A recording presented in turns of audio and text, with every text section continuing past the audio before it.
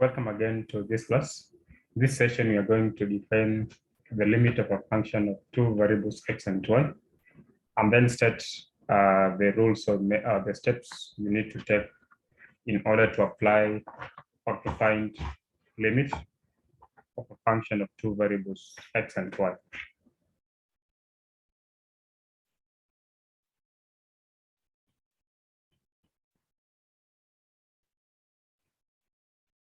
For definition, let f be a function from region D in the xy plane to the set of real numbers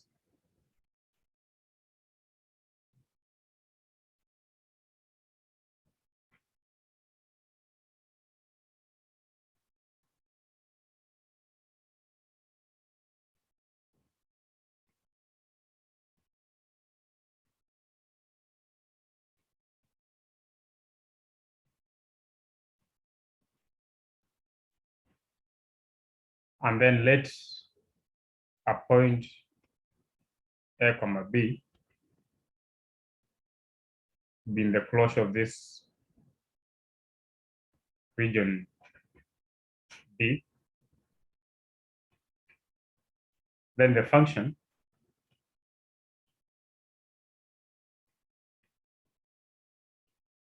f of x comma y is said to tend to a limit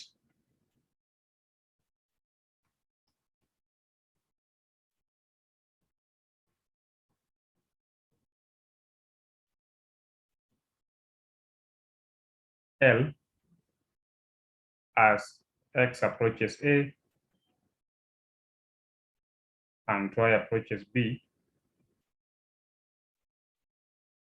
if and only if corresponding to an epsilon greater than 0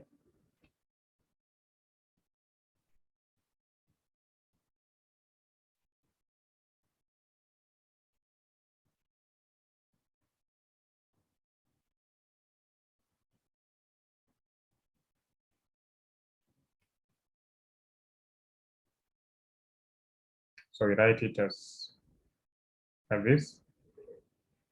There exists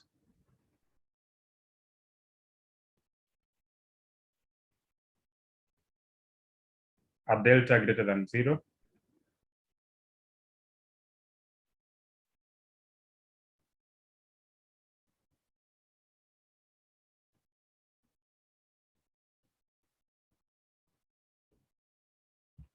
such that for all points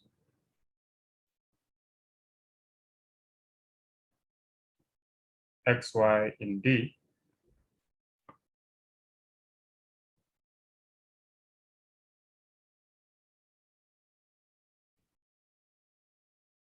with the distance between 0 and delta, so x minus a squared plus y minus b squared,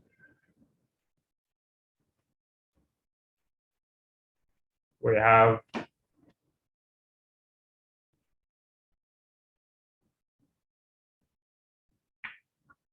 that the absolute value of f of x, y minus L is less than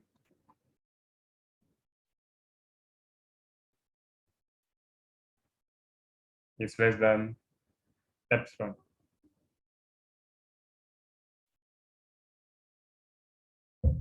So that's the definition of a limit of function of two variables x and y as x approaches A and y approaches B. And then we write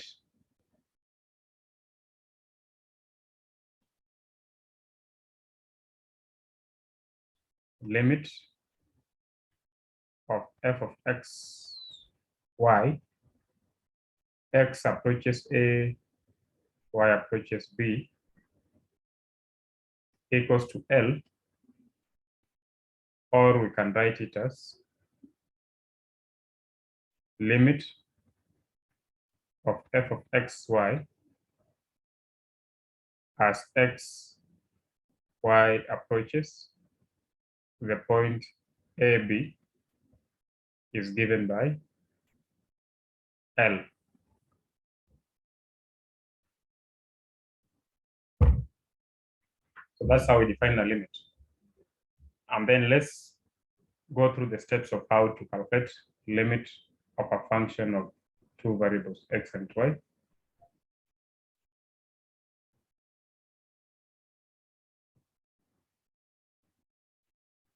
So steps in finding or in evaluating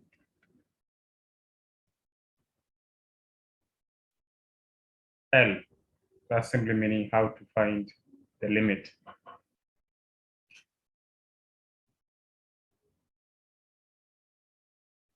So we start with case 1.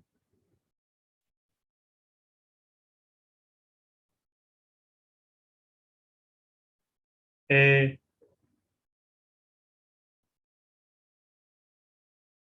approaches, x approaches A,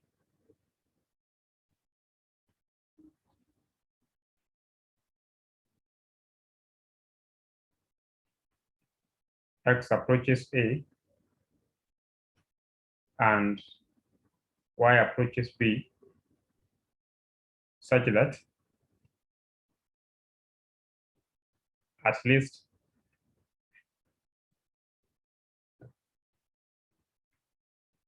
A is not equal to 0 or B is not equal to 0. That simply means point A comma B, not the origin.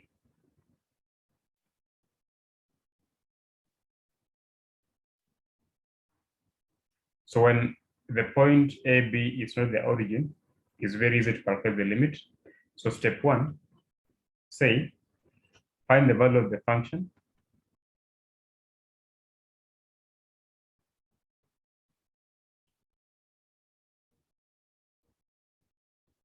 along x approaches A, then y approaches B. So I mean,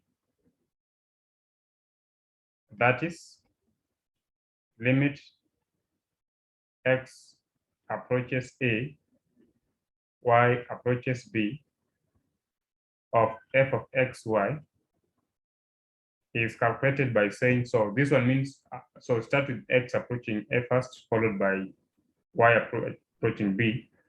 You write it as limit y approaches B, and then limit x approaches A of f of x, y. So you replace x for A, or find the limit as x approaches A for the function, and then finally finish with limit of the resulting value as y approaches B. Let's call this one, assume that is f1. And then case 2, find the value of the function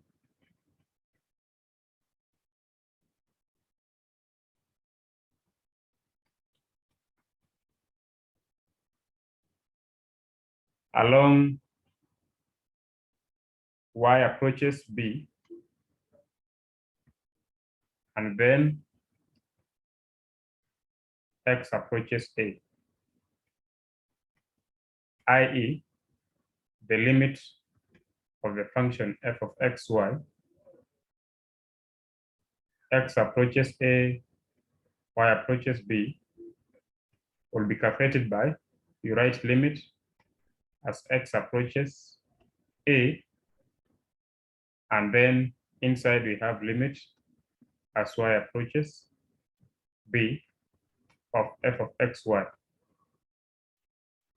So this I mean that you get the limit as y approaches B first, and then the resulting value or the resulting function is when you get the limit as x approaches A. So I'll call this one f2.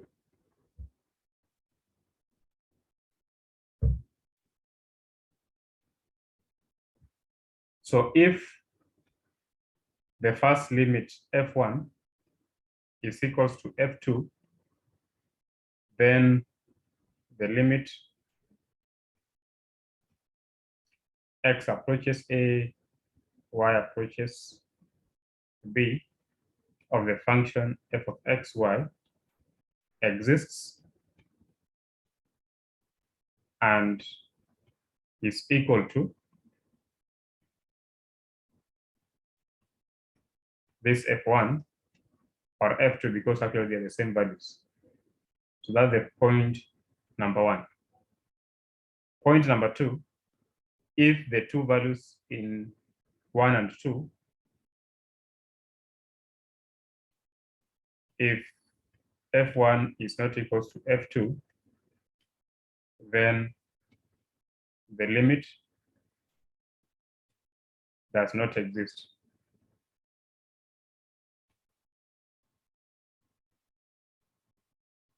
The limit of the function does not exist. So a case whereby the point A, B is not the origin is very easy to work out.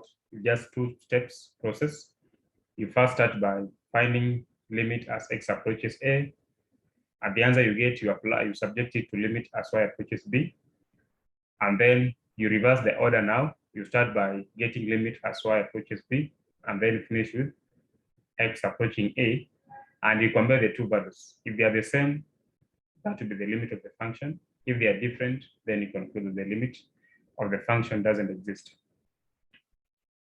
Case 2 is a case whereby now both x and y are approaching 0, 0, or simply the point is the origin. So case 2, x approaching A and y approaching B with A equals to 0 and B equals to 0, i.e. x comma y approaching the origin. So when we are approaching the origin, that is why we have to be careful. You can only conclude that the limit of the function exists if you carry out 4 steps, which you are going to list here. So steps.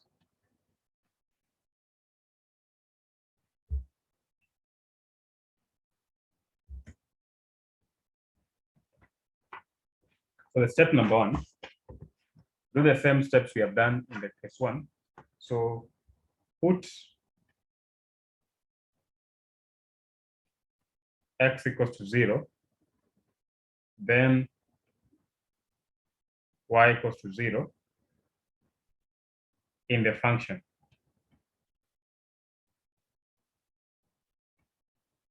This is what I mean.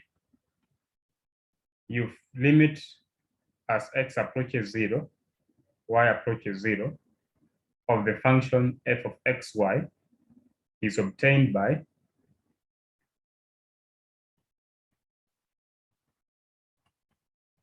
limit y approaching 0, limit x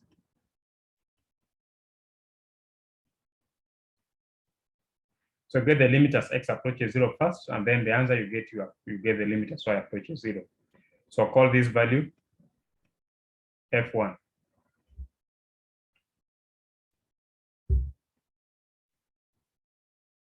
Step 2, now reverse the order.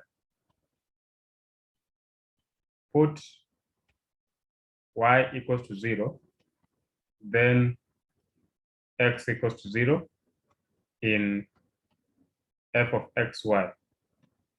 This I mean the limit of f of xy as x approaches 0, y approaches 0 is found by now writing limit x approaching 0 into limit y approaching 0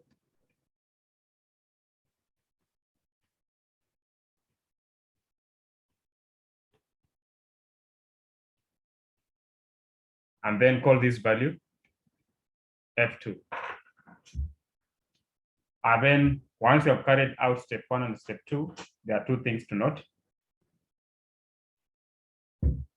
In case the first process, the value of f1 is different from f2, then you conclude that the function doesn't have a limit.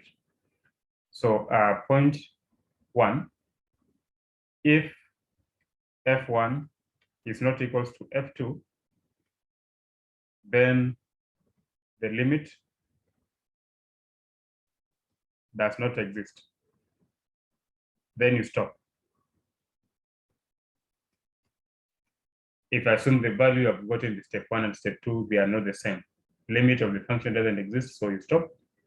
And then another possibility is that you might find that f1 equals to f2.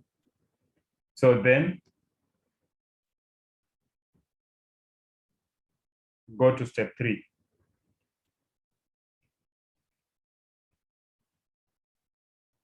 When f1 equals to f2 does not mean that the limit of the function exists, and at the same time does not mean that the limit of the function doesn't exist. It's 50-50 case. So go to step 3. And step 3,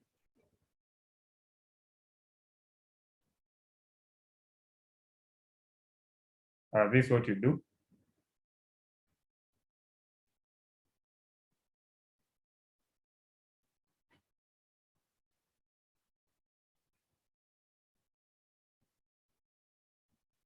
Put y equals to mx.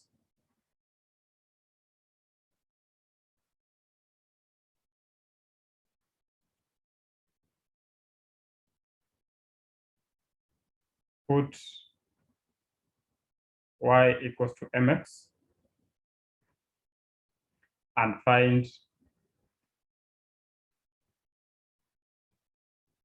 the limit f3. This is what I mean. So in the case limit of f of xy, x approaching 0, y approaching 0, you will replace where is y by mx. So we'll have limit as x approaches 0 of now f of x, comma, where this y you put mx. So you will now just have the function, we just have now your function to be purely in terms of x. So this is what you are calling f3. Once you have done that one, there are also 2 possibilities. Possibility number 1, if f1 equals to f2, but then this value of f3 is not the same as what you had in f1, then you conclude that the limit does not exist. Or you may get that f1 equals to f2 equals to f3. When you get that all these 3 values are the same, then go to the last step.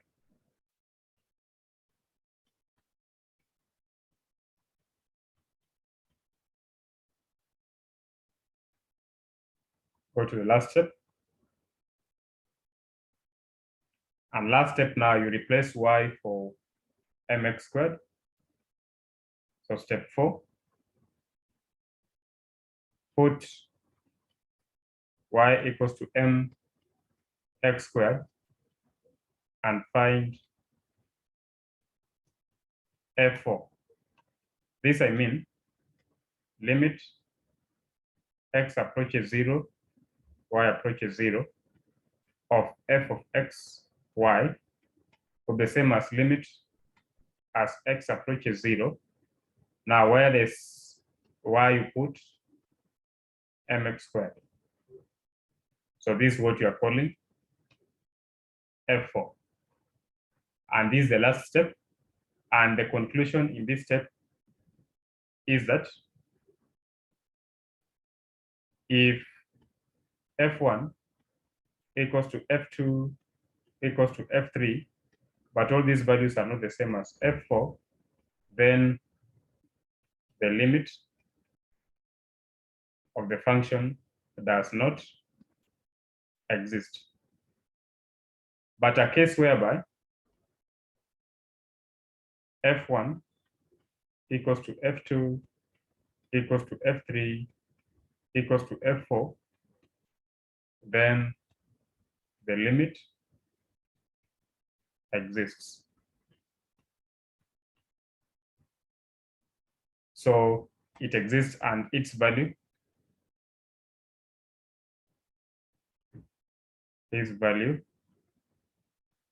is F1 or F2 or F3 or this F4. So that is how we calculate limit, or how we evaluate limit of a function of two variables x and y as they approach a point AB in the plane.